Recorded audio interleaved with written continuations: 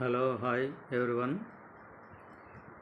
ఈరోజు మరొక మంచి టాపిక్ పైన చర్చిద్దాం.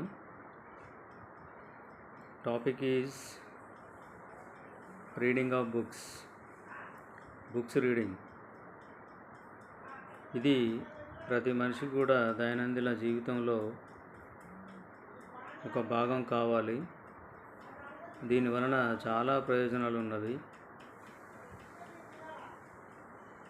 ప్రపంచంలోని విజేతలందరూ కూడా దీని ఒక హ్యాబిట్ కింద తీసుకుంటారు. అబ్దుల్ కలాం గారు ఆయనకు సైన్స్ అండ్ టెక్నాలజీ మీద మహా మక్కువ. అతను ఎప్పుడూ ఈ సైన్స్ అండ్ టెక్నాలజీ బుక్స్ నిరంతరం చదువుతుండేవారు. మనకు తెలుసు ఆయన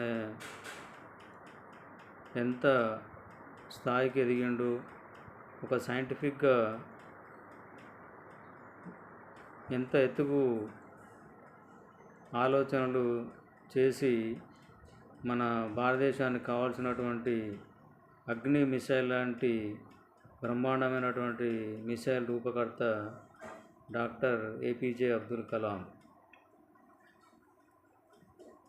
దాని యొక్క శక్తి సామర్థ్యాలు, రేంజ్ ఫస్ట్ 1000 నుంచి మొదలుకొని 2000, 3000, 4000, 5000, 6000, ఇప్పుడు 10,000 రేంజ్లో మనం ప్లాన్ చేస్తున్నాం. దీంతో మనకు ఒక ధైర్యం అనేది ఏర్పడింది. శత్రు దేశాలు మన పైన దాడి చేస్తే ధీటుగా సమాధానం ఇవ్వడానికి మనకు ఒక మంచి పవర్ఫుల్ మిసైల్ మన దగ్గర అందించినటువంటి మహా గొప్ప వ్యక్తి డాక్టర్ ఏపీజే అబ్దుల్ కలాం. ఆయన నిరంతరం సైన్స్ అండ్ టెక్నాలజీ మీద మక్కువ ఉండి అంతటి జ్ఞానాన్ని తెలుసుకొని దాన్ని ప్రాక్టికల్గా ఇంప్లిమెంట్ చేసి చక్కగా మన దేశానికి అందించడం జరిగింది. మరొక ఎగ్జాంపుల్ ఎలాన్ మస్క్.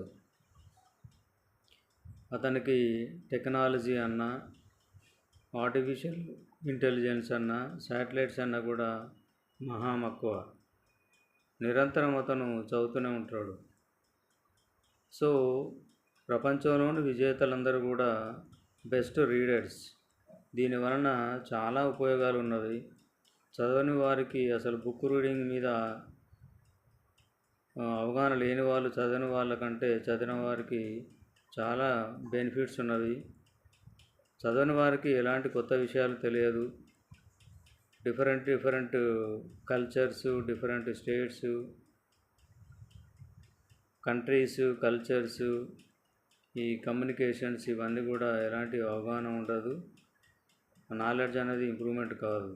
కాబట్టి చదవడం వలన మనకు మెయిన్గా ఏంటంటే ఒక బ్రెయిన్కి ఎక్సర్సైజ్ ఇచ్చినట్టు అవుతుంది. ఒక డిఫరెంట్ న్యూరల్ పాత్వే అనేది ఏర్పడుతుంది. సో దీని వలన మనకి బ్రెయిన్కి ఎక్సర్సైజ్ అవుతుంది కాబట్టి స్ట్రెస్ రిడక్షన్ ఉంటుంది, బెటర్ స్లీప్ ఉంటుంది, కమ్యూనికేషన్ స్కిల్స్ పెరుగుతాయి, వొకాబులరీ నాలెడ్జ్ పెరుగుతుంది, ఎమోషనల్ ఇంటెలిజెన్స్ అనేది వస్తుంది, తర్వాత ఎంపతి పెరుగుతుంది,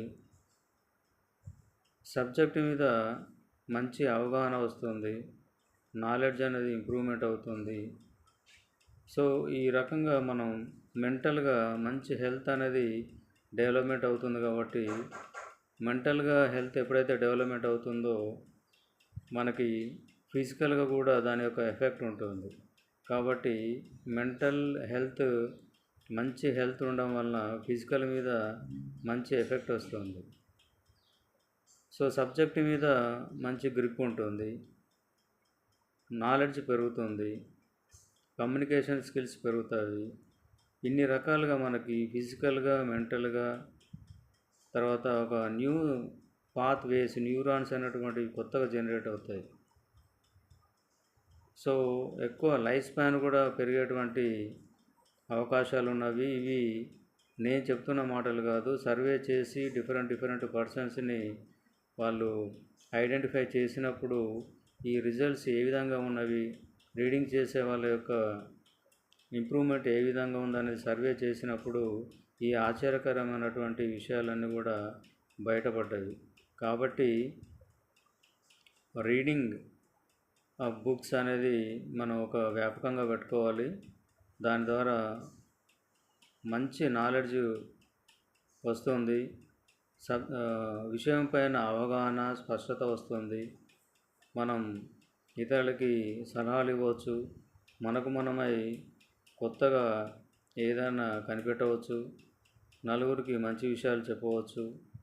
సో ఈ విధంగా ఆరోగ్యపరంగా కూడా మనకి మెంటల్గా, ఫిజికల్గా, ఎమోషనల్గా బెనిఫిట్స్ ఉన్నవి. స్లీప్ క్వాలిటీ కూడా పెరుగుతుంది. లైఫ్ స్పాన్ పెరిగేటువంటి అవకాశము, ఇన్ని అద్భుతమైనటువంటి అవకాశాలు ఉన్నాయి. కాబట్టి మిత్రులారా, మీరు కూడా ఈ హ్యాబిట్ని సొంతం చేసుకోండి. ఆ బెనిఫిట్స్ అన్నీ కూడా పొందండి. అందరం దీన్ని ఇంప్లిమెంట్ చేద్దాం, చక్కగా ఉపయోగించుకుందాం, సమాజానికి మేలు చేద్దాం. Thank you.